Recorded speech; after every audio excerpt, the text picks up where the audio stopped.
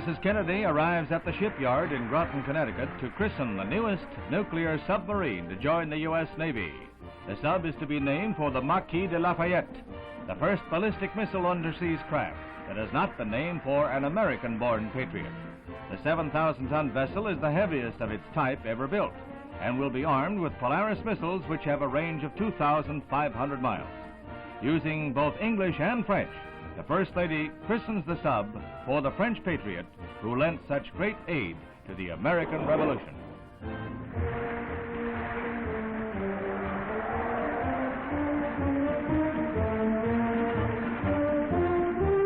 The Navy now has 24 nuclear submarines in commission, and 8 of these are ballistic missile craft like the Lafayette. It will be manned by 2 crews, so that it will be on continuous sea duty. While one takes it to sea, the other will rest and train ashore. So it's bon voyage to the Lafayette, a sentinel to guard the bulwarks of freedom.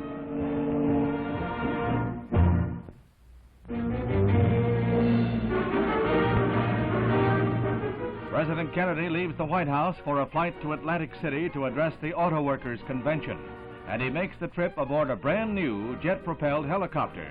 The new craft is capable of 150 miles an hour and can carry 10 passengers, a higher speed and a greater capacity than his older one.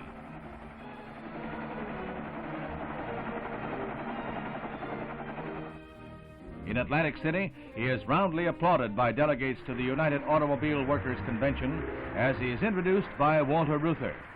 In the wake of his tilt with the steel industry over price rises, he has this to say about the presidency. As long as the United States is the great and chief guardian of freedom, all the way in a great half circle from the Brandenburg Gate to Vietnam, as long as we fulfill our functions at a time of climax in the struggle for freedom, then I believe it is the business of the President of the United States to concern himself with the general welfare and the public interest, and if the people feel that it is not, then they should secure the services of a new President of the United States. He asked labor to hold the line, but the auto workers will seek new pay increases.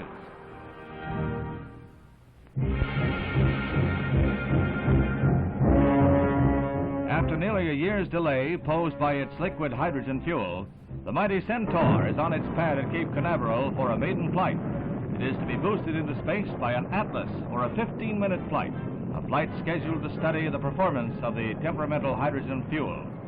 The Centaur is designed to put a payload of more than a ton on the Moon or 1,000 pounds in the vicinity of Mars or Venus. The first few seconds of the shoot go without incident. The Centaur climbs to 30,000 feet, then malfunction.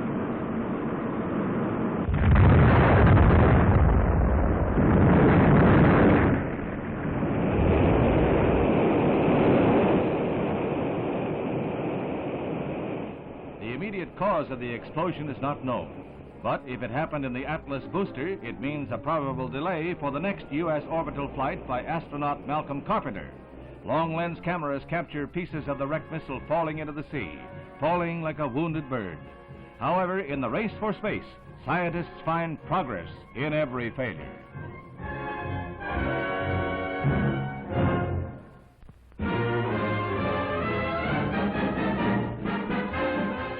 Britain's biggest sports event, the Football Cup Final, packs Wembley Stadium at London with a roaring crowd of 100,000.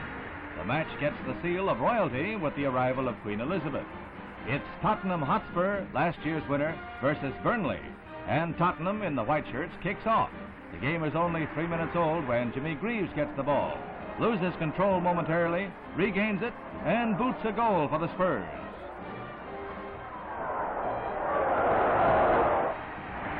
Still 1-0 in the second half. Slow motion shows you Jimmy Robson's shot through the goalie's legs, tying the score for Burnley.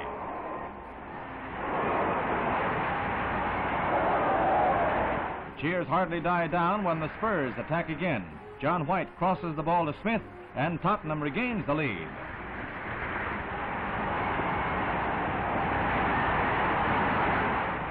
A penalty goal by Captain Danny Blanchflower clinches it. Tottenham wins 3-1. British Cup winners for the second year in succession.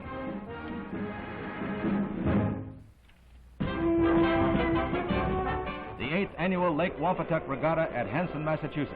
Outboard hydroplanes zoom away in the final, then come rooster-tailing around the end of the oval course with a spray of flying.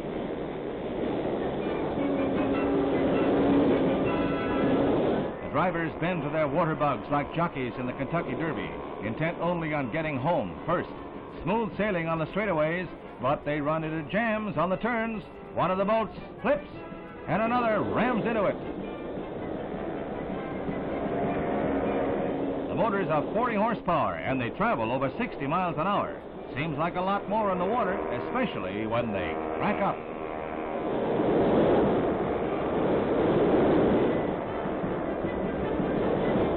A ducking for the victims, but nobody hurt, and the race whizzes on. James Howe, Hawthorne, New Jersey, brings home the trophy.